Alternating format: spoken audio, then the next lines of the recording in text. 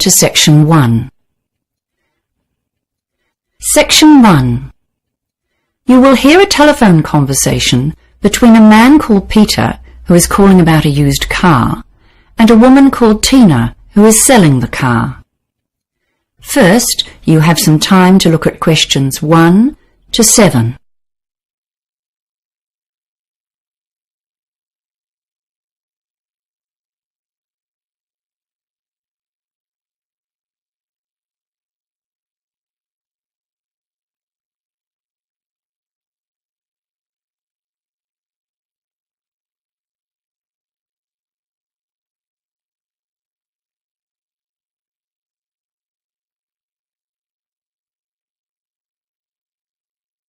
You will see that there is an example that has been done for you. On this occasion only, the conversation relating to this example will be played first. Hi, it's Peter speaking. I'm calling about the ad you put online for a used car. Sorry, what was your name again? Oh, sorry, it's Peter Smith. The man says his name is Peter Smith. So Peter Smith has been written in the space. Now we shall begin. You should answer the questions as you listen, because you will not hear the recording a second time. Listen carefully and answer questions 1 to 7. Hi, it's Peter speaking. I'm calling about the ad you put online for a used car. Sorry, what was your name again? Oh, sorry, it's Peter Smith. Oh, hi, I'm Tina. Good to hear from you. So tell me, which car are you after? I'm interested in the sedan, the 2012 Toyota sedan. We have a few of those available right now. Let's see. Was it the black pearl one, or maybe the Barcelona red one? Oh yes, I saw the red one, but I don't really like red cars. The one I'm after is silver. Right, I see. Okay. Well, what would you like to know? Well, it says in the ad that it's in good condition. What does that mean exactly? Well, the paint is original. There are almost no scratches or dents. It looks like a new car, in fact. There was a tiny scratch on the door, but we polished that right out for you. Oh, that's good. How's the engine? The engine? Ah, yes, well, there haven't been any problems, and it's been serviced regularly. You know, oil changes, lubes, and so on. The previous owner was a very careful old lady, and she looked after it. It's only had the one driver. Oh, except that on the papers it says 2 owners, because her son took over the ownership when the old lady stopped driving. How about the tyres? Are they in good condition? I do a lot of driving on the open road. Well, they all passed the car safety test. You might need to replace the back ones in the next 6 months or so because they're a bit worn. But the owner had the front 2 replaced only a couple of months ago. So those ones are new. You won't need to replace them for ages. Oh, and it had new brake linings recently too. I have the garage receipts for all of those things. Okay, that's good. And what extras does it have? Well, air conditioning, of course. And there's a nice stereo which plays CDs. Or you can use it with an MP3 player. What else? All the usuals. Power steering, central locking, ABS brakes. Oh, and it also has a tow bar. You can remove that and store it inside the car when you're not using it. What else? You know it's manual transmission, right? Yes, I don't want an automatic. And the tow bar sounds great. I need that for carrying my bike. Okay, well, that all sounds very cool. And you're asking $25,000, is that right? No way. I think you must have the wrong ad. This one is $30,000 and we won't go lower than that.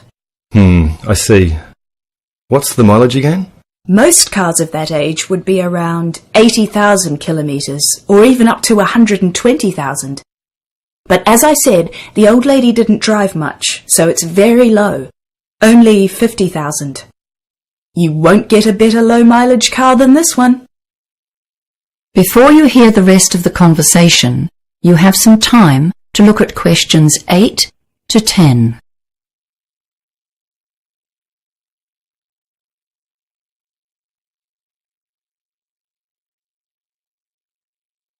Now listen and answer questions 8 to 10. Okay, well, I'd like to come and see it if that's all right. Where do you live? I'm in the suburb of Pembrose. Do you know where that is?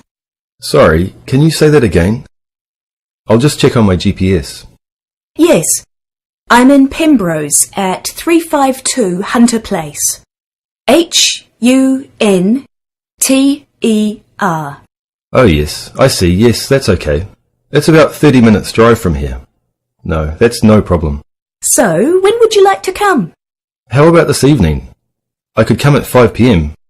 Oh, no, sorry, I forgot about my gym class. How about 6:30? Does that suit you? Look, sorry, I have someone else coming then. Can you make it a bit later? Say 7:30? Well, okay then. But that's getting a bit late really, and it'll be dark by then, won't it? I'd really like to see the car in daylight if that's okay. Well then, how about 4ish?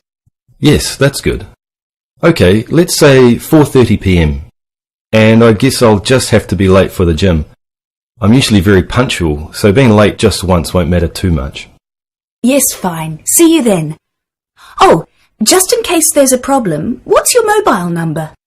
Oh, of course. It's 093678192. Ignore that. It's my landline. Of course, it makes more sense to give you my mobile. That's 045 352 7652. Got that? Excellent. See you later, Peter. Yes, sure. Bye, Tina. That is the end of section 1. You now have half a minute to check your answers.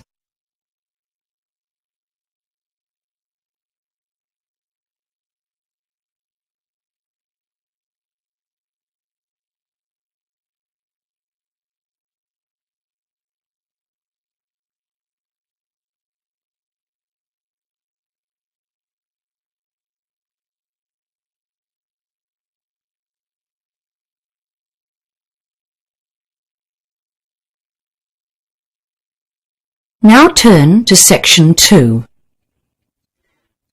Section 2. You will hear a receptionist, Doreen, talking to a group of parents about the Daisy Daycare Centre. First, you have time to look at questions 11 to 17.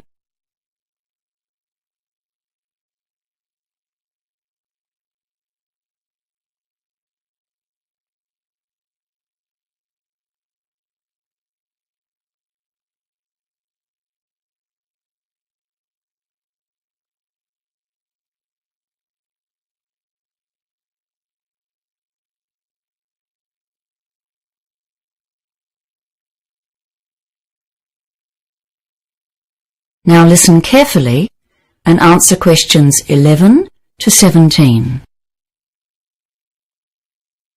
Hello everyone. I'm Doreen, the receptionist at the Daisy Childcare Centre. Thank you all for coming to our open evening. I'll just show you round and tell you a bit about the place.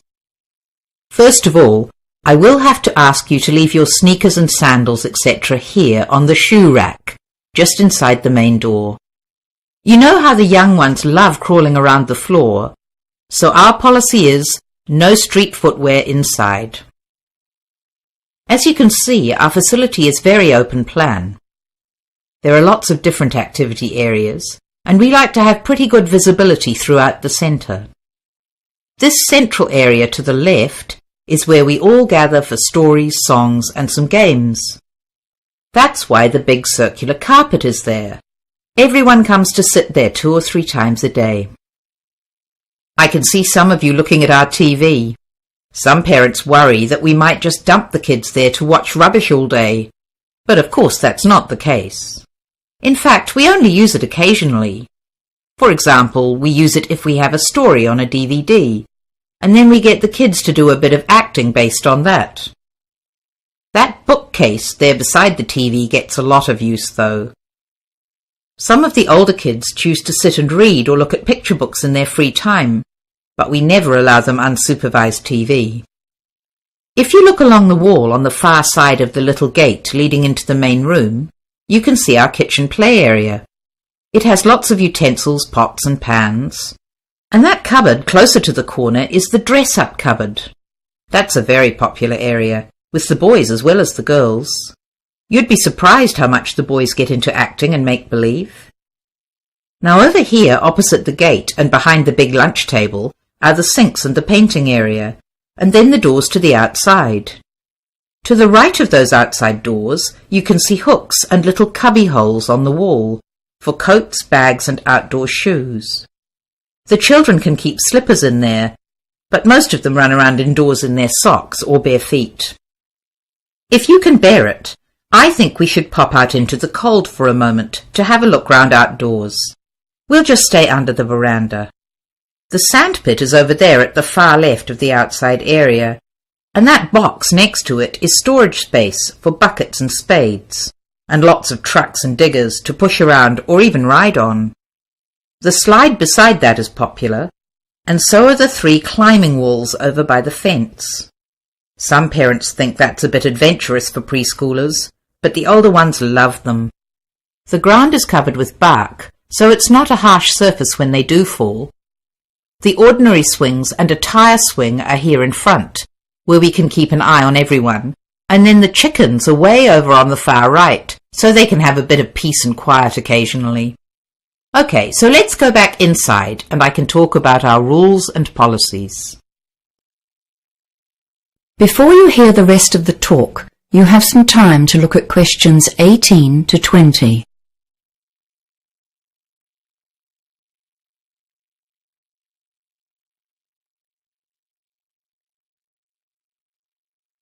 Now listen and answer questions 18 to 20. As you probably already know, the government sets limits on adult-child ratios, but we try to improve on those wherever we can. There are different ratios for under and over 2-year-olds. For the under 2s, the rules are 1 adult to 4 children, and we basically stick to that, except that we have an extra roving staff member with no allocated children who helps out wherever there's a need. The older kids have a 1 to 8 ratio, and again we try to have an extra staff member on site. All of our staff are fully qualified, but we do have trainees from the local polytech at certain times of year. We do have pretty strict rules about pick-up times here. It's a real problem if parents are late, and we end up with far too many kids for the number of staff. So we ask you to be very punctual about collecting your children. We have had to ask a couple of consistently late parents to leave, but of course this is only a last resort. We have quite a long waiting list here, especially for the over 2s, but you're welcome to put your name down. The average lead time is usually about 9 months, but sometimes we get unexpected vacancies. For example, maybe a family has to move to another city for work or something, so their child is withdrawn. This means, if you're lucky, your child could be admitted in 3 months or so. Now, are there any questions? That is the end of section 2. You now have half a minute to check your answers.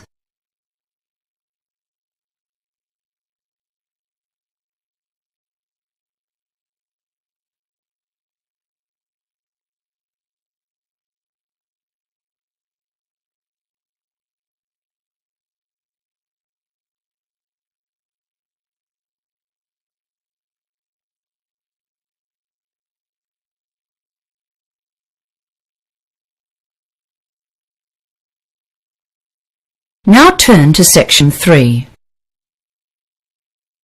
Section 3. You will hear a conversation between a student called Mark and his teacher, Professor Jones. First, you have some time to look at questions 21 to 25.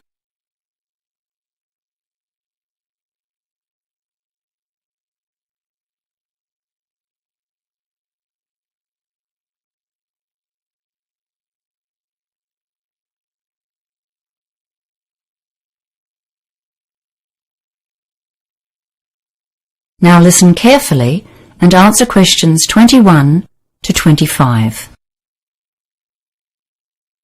Hello, Mark. What can I do for you? Oh, hi, Professor Jones. I've come to ask you a big favor. Let me guess, Mark. You want more time for your essay assignment. You're the third student I've seen today, all with the same request. It beats me why a few people leave their planning to the last minute and then think that they can come at a day's notice and get a reprieve. It's really not fair to all the students who are well-planned and organized, is it? Yes, you're right, and I'm really sorry I need to ask. I've never asked for an extension before. So, Mark, why should I grant you an extension when I said no to everyone else today? Well, Professor Jones, I really do have a valid reason. It's not just the usual, like I have a cold, and I have a certificate from my doctor, or my computer crashed and I lost all my data. I wouldn't bother you with those old excuses. You see, my twin brother was planning to get married next weekend, but last week his girlfriend told him the wedding was off, and he landed on my doorstep. He was really upset. I couldn't just tell him to go away because I was busy, and of course I would have had 3 assignments due this week, and all my study plans just went out the window. I see. So why didn't you come to see me a week ago when your brother first turned up?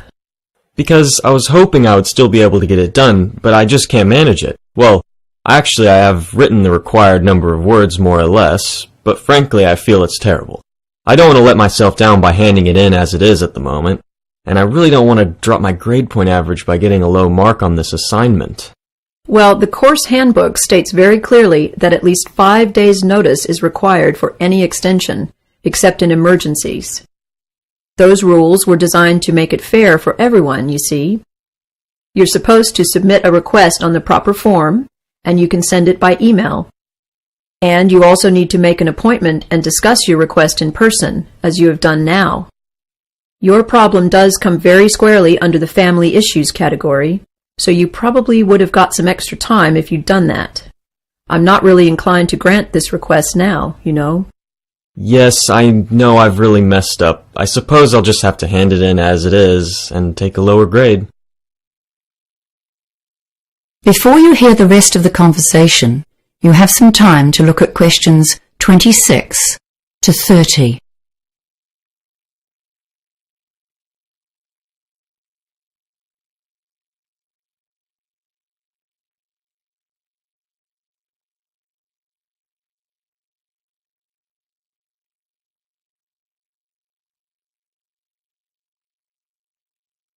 Now listen and answer questions 26 to 30. Well, at least you've made a start, which is more than can be said for your other colleagues today. Have you got what you've done so far? Come on, we'll look through it together, and I'll see if I can make a few suggestions for a quick fix. How about that? Oh, thank you. Yes, here it is on my laptop. Well, let's see. Let's start with the bibliography. Yes, you've consulted most of the sources I suggested, but you don't have any references of your own, and that was part of the task, wasn't it? You need at least 3 references of your own, see? Yes, I know. I did find one more. McDonald and Ferris, 2014. Okay, that's a good one. I suggest you look at their reference list too, and chase up a couple more from there.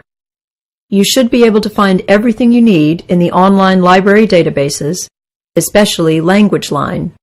Yes, okay. So what about the essay structure and the argument? Are they okay, or am I barking up the wrong tree? Well, you just seem to jump straight into your first point here.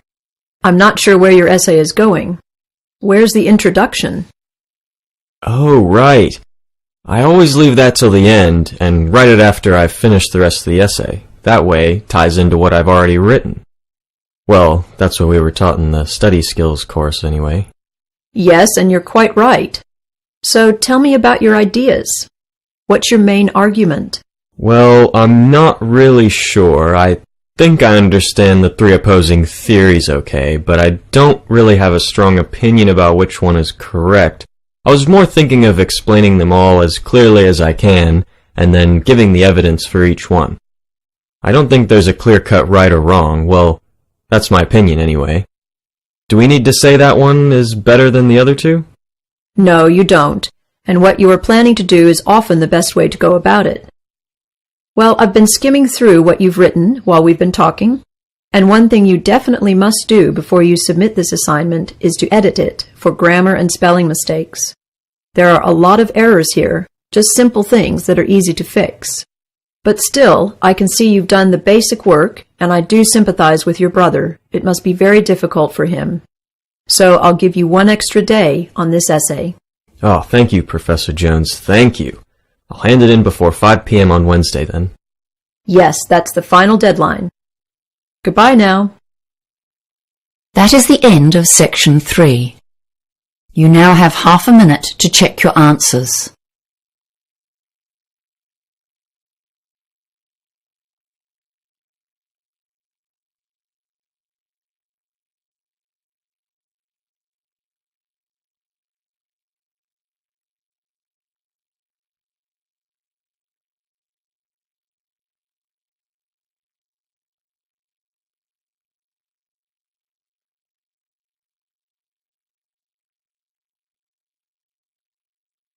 Now turn to section 4.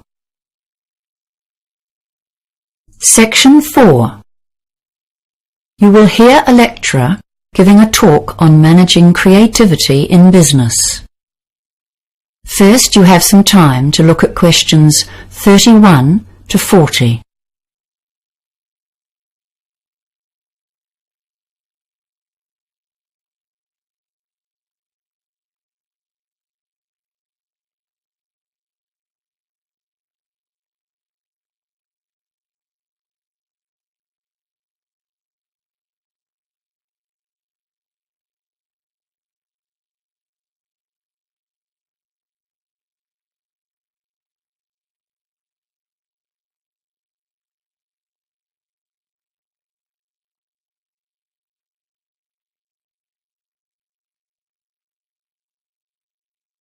Now listen carefully and answer questions 31 to 40. Hello, everyone. The topic of today's management lecture is managing creativity in your business. And believe me, this is one of the toughest tasks that any manager has to face. How do you lead and control the staff whose job it is to create new business and product ideas for you? They are the ones full of creativity and imagination, so they need to have a lot of freedom. After all, they are the people who are paid to come up with new ideas. Controlling staff who are at the forefront of innovation will be one of your most challenging tasks. After all, creativity implies freedom of thought and action. Management styles used to be different, especially in manufacturing. In the factory, staff would be told what to do and how to do it, with a watchful eye kept on them. In that setting, standardization was important for efficiency and product quality. Work could be exceptionally boring, and there was no place for individuality. Now, of course, robots have taken over many of the exacting repetitive tasks. Nowadays, we employ far more people to generate business than to manufacture products. It's very competitive out there. Innovation. That's what our modern consumer craves. Successful companies have got the message. We need lots of new ideas. And now we employ bright young minds to come up with them. However, these ideas have to be implemented to make a change to our profits. So we have to find staff with entrepreneurial flair and be ready to listen to them and support them to follow through on their ideas. We need to supervise without stemming the flow of ideas or sending the brightest minds to work for the opposition. Creative people won't welcome us always looking over their shoulder and checking up on what they are doing. One of the most common ways that management handles this problem of keeping people working along company lines is by establishing achievement targets, like money earned, products developed, or clients gained. These targets are a useful guideline, but they have a downside. Young, enthusiastic staff will be very keen to meet these targets, and some of them might potentially use illegal means or behave unethically in order to meet requirements. For example, by offering bribes to gain sales, or making their sales numbers or earnings look higher than they are, or even threatening or criticizing other staff to get a job completed. Achievement targets are often linked directly to performance bonuses, and this can make a bad situation worse. So as you can see, the standard management techniques can create inherent problems both for the individual and for the company. More recent theorists suggest new tactics for managers. Robert Simons, writing in the Harvard Business Review, has added some new concepts to the thorny problem of encouraging creativity while maintaining a viable business. He suggests 3 control levers to assist in getting positive creative contributions from the workforce. Remember, this is the point. We want creativity, wild, vibrant creativity to compete in the marketplace. Yet we must be careful to keep people on track, sticking to our core business and maintaining the company's reputation. The first of his levers is getting the workers actively involved in the central ethos of the business. One of the most common ways to do this is to create a mission statement. But along with that, many businesses have some kind of motto, which summarizes their key idea. For example, the most durable tools in the world. Or perhaps, the customer comes first. Whatever it is, you'll want your bright minds to believe it and act on it. So Robert Simons suggests that it should be developed with staff input, letting them feel like part of the operation. After all, their jobs depend on it. A second lever was once described by Charles Christensen, professor at Harvard Business School, as the power of negative thinking. You can't continually instruct your creative minds on what they should do. They are meant to be inventing, leading, not following, and telling them what to do is counterproductive. But you can tell them what not to do, which potential products are not related to the company's objectives, or which strategies or behaviors are unacceptable. This is a tactical ploy to maintain the company's integrity. It's absolutely vital to establish boundaries to assist in controlling innovation without suppressing it. The third lever is basically sitting down with your crew to share ideas about the business. As manager, your duty is to stay abreast of the external factors such as who's competing in your market, how well is the company doing this month, and are you losing or gaining money? Is there some new product seducing your customers? This lever is called interactive control. This means you talk to your innovators and communicate honestly and clearly about your perceptions of what's happening in the market. You encourage them to share their ideas and make plans together for the future. That is the end of section 4. You now have half a minute to check your answers.